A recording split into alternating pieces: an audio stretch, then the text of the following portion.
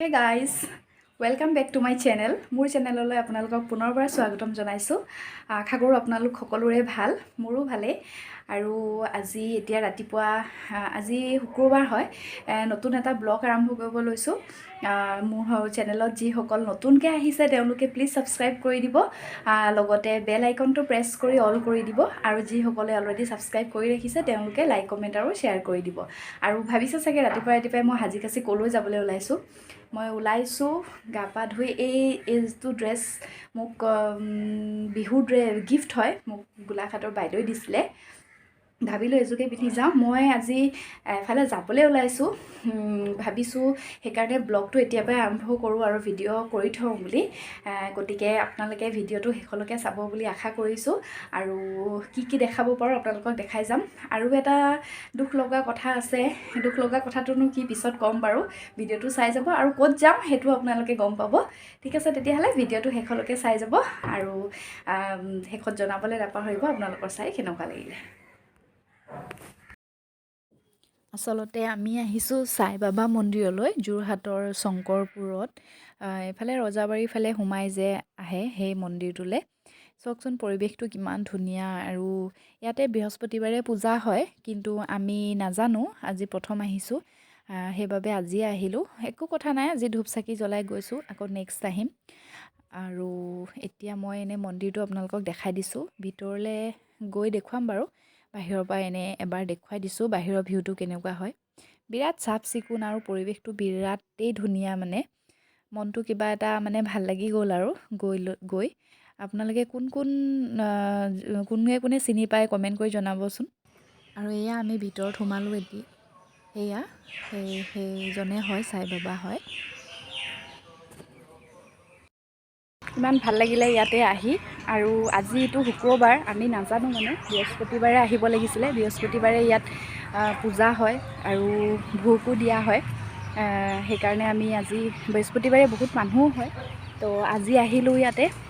আৰু ইমান মানে পূজাৰীজন বহুত ভাল, আৰু বহুত ভালকৈ কথাখিনি বুজাই দিছে। এতিয়া আমি কি ল'ব লাগে সেইখিনি লৈ ল'লোঁ। ইয়াতে কোন আহিছে ইয়াতে জনাবচোন।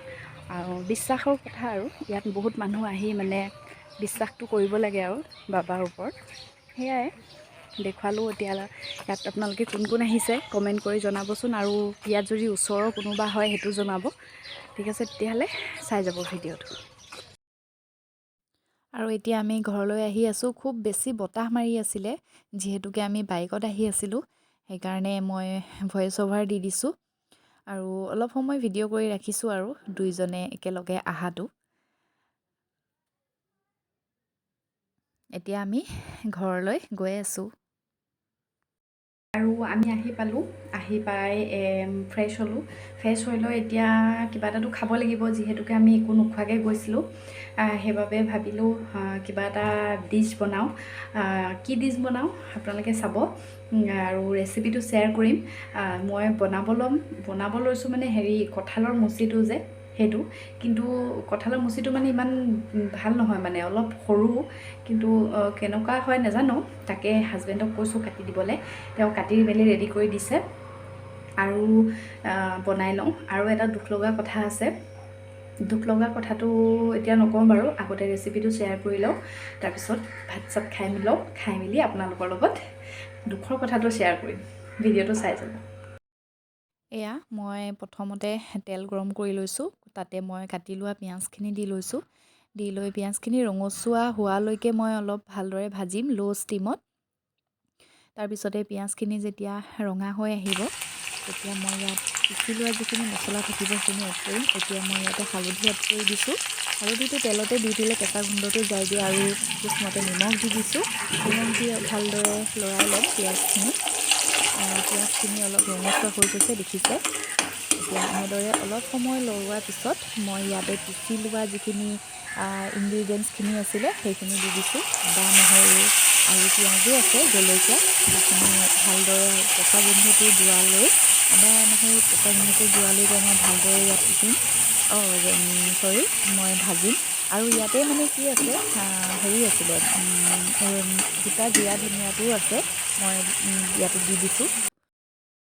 আৰু গোটা জিৰা ধনিয়াটো মই একেলগে পিচি ইয়াত দি দিছোঁ লং ডালচেনিৰ লগত। আৰু এতিয়া বিলাহী দি দিছোঁ, বিলাহীটো এনেদৰে ডাঙৰ ডাঙৰকৈ কাটি দিছোঁ। বিলাহীটো গলাই ল'ব লাগিব ভাজি ভাজিয়ে, গোটেই গোটেই মছলাখিনিৰ লগতে বিলাহীটো যেতিয়া গলি যাব তেতিয়া সোৱাদটো বেছি ভাল হয় খাবলৈ। সেইবাবে এনেকৈ বিলাহীটো 10 মিনিটমান ল' ফ্লেমত এনেদৰে ভাজি থাকিব লাগিব। এয়া চাওক, এতিয়া বিলাহীটো গলি গৈছে। এতিয়া মই অলপ ৰেড চিলি দি দিছোঁ ইয়াত। জ্বলা যিহেতু বেছিকৈ খাওঁ সেইকাৰণে নিদিলেও একো প্ৰব্লেম নাই, সেইটো আপোনালোকৰ কথা। যদি জ্বলা বেছি খাই দিব পাৰে। আৰু এতিয়া এইখিনি তেল বিৰিঙি আহিছে। এতিয়া মই এইখিনি কঁঠালৰ যিটো মুচি হয় আৰু সৰু সৰুকৈ কাটি লোৱা আলুখিনি ইয়াতে দি দিম। এইটো ডিছটো অলপ মাংসৰ নিচিনা হয়, সেইটো কাৰণে গৰম মছলাটো এনেদৰে মিক্সাৰত ভাজি লৈ পিনে এনেকৈ দি দিলে ইয়াৰ টেষ্টটো মাংসৰ দৰে হয়। আৰু কোনে কোনে কেনেকৈ বনাই খাই কমেণ্টত জনাবচোন। মই কিন্তু মাংসৰ দৰে বনাই খাই বেছি ভাল পাওঁ।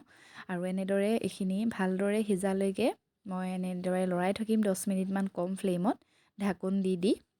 এনেদৰে লৰাই লাষ্টত মই ইয়াত অলপ চিকেন মছলা দি দিম, তেতিয়া মাংসৰ গোন্ধটো আহিব। আৰু এয়া মই ঢাকোনখন এতিয়া উঠাই লৈছোঁ। ঢাকোনখন উঠাই লৈ পিনে আকৌ মই ভালদৰে এইখিনি মিক্স কৰি আকৌ এবাৰ লৰাই দিম। লৰাই দি ইয়াতে মন কৰিব যাতে লাগি নাযায় বস্তুখিনি কেৰাহীত, সেইবাবে ষ্টিমটো ল' কৰি থ'ব লাগিব আৰু এনেদৰে ভাজি থাকিব লাগিব। আৰু মই পানী এফালে গৰম কৰি ৰাখিছোঁ, গৰম পানী ইয়াতে ব্যৱহাৰ কৰিম। গৰম পানী দিলে সোৱাদটো বেছি ভাল লাগে। এয়া মই আকৌ 10 মিনিটৰ পাছত এনেদৰে ভাজি লৈছোঁ ভালদৰে বস্তুখিনি। ইয়াতে মই বেলেগ মছলা ইউজ কৰা নাই, কাৰণ মই ইয়াতে গোটা জিৰা ধনিয়া অলপ গৰম কৰি পিনে মই মিক্সাৰত গ্ৰাইণ্ড কৰি দিছোঁ, সেইবাবে মই বেলেগ মছলা ইউজ কৰা নাই। এতিয়া মই গৰম কৰা পানী অলপ ইয়াতে দি দিছোঁ। গ্ৰেভিটো নিজৰ ওপৰত কথা, বেছি জোল খাম বুলি ক'লে অলপ বেছিকৈ পানীটো দিব লাগিব। আৰু যদি অলপ ডাঠ কৰোঁ বুলি ভাবে তেতিয়া পানীটো কমকৈ দিলে হ'ব। মই অলপ বেছিকৈ দিছোঁ কাৰণ আলু আৰু কঁঠালটো ভালকৈ সিজিব লাগিব, সেইকাৰণে। এতিয়া দি মই ধুনীয়াকৈ 5 মিনিটৰ কাৰণে ঢাকোন লগাই দিম ল' ফ্লেমত। আৰু এয়া মই এতিয়া ঢাকোন লগাই দিছোঁ। এয়া ঢাকোন উঠাই মই লাষ্টত অলপ চিকেন মছলা দি দিছোঁ। এতিয়া টেষ্টটো ভাল লাগে আৰু চিকেন মছলা দিলে খাবলৈ মাংসৰ দৰে সোৱাদটো আহে। এনেদৰে আকৌ মই ঢাকোন লগাই 10 মিনিটমান এনেকৈ সিজাম। যেতিয়া আলু আৰু কঁঠালৰ মুচিটো যেতিয়া সিজি আহিব তাৰপিছতে জুতি ল'ম আৰু ভাতৰ লগত। কিন্তু স্মেলটো এতিয়া আহিছে, বিৰাট ভাল লাগিছে, মাংসৰ স্মেলটো আহিছে। আৰু দুখৰ কথাটো হৈছে ভাত পানী খাই মেলি আমি আজৰি হ'লোঁ। আৰু দুখৰ কথাটো হৈছে যে আজি শুক্ৰবাৰ, কাইলৈ শনিবাৰ, কাইলৈ মিষ্টাৰৰ ছুটি খতম হৈ গ'ল। কাইলৈ যাবগৈ, এমাহৰ ছুটি লৈ আহিছিলে যিহেতুকে কাইলৈ যাবগৈ আৰু উপায় নাই, যাবতো লাগিবই। আৰু কালি ৰাতি ট্ৰেইন আছে, ট্ৰেইনত যাব। সেইটোৱে অলপ মনটো বেয়া লাগি আছে। আৰু সেইকাৰণে ভাবিলোঁ আৰু আজি আৰু কালি বনাই মেলি খুৱাওঁ আৰু কিবাকিবি। আৰু মই কিবা এটা তেওঁ লৈ যাম বুলি কৈছে, সেইটো বনাই দেখুৱাম বাৰু আপোনালোকক। লৈ যায় তেওঁ কেক চেক কিবাকিবি বনাই দিম বুলি ভাবিছিলোঁ, কিন্তু সময় নহ'বগৈ, সেইকাৰণে আৰু নিবলৈও অলপ দিগদাৰ হয়। সেইটোৱে দুখ লগা কথাটো। ভিডিঅ'টো মই কণ্টিনিউ কৰিয়ে থাকিম বাৰু, কি বনাই দিওঁ তেওঁক দেখুৱাম। বেছি দীঘলীয়া নকৰোঁ। আৰু কাৰ কাৰ বেয়া লাগে বাৰু যিসকলৰ মিষ্টাৰ লগত নাথাকে, এনেকৈ দূৰত ঘৰত আলহী হিচাপে আহে আৰু আকৌ যাবলগীয়া হয়, তেওঁলোকে কমেণ্ট কৰি জনাবচোন। উপায় নাই আৰু, দুখ লাগিলেও ন। আৰু প্ৰথম দুখ লাগিছিলে বাৰু, আজিকালি ইমান দুখ নলগা হ'ল, অভ্যাস হৈ গ'ল। তথাপিও আৰু এদিন দুদিনলৈ মনটো বেয়া লাগি থাকে। ঠিক আছে তেতিয়াহ'লে, সেইটোৱে আৰু দুখ লগা কথাটো। পিঠা বনাব লৈছোঁ। এয়া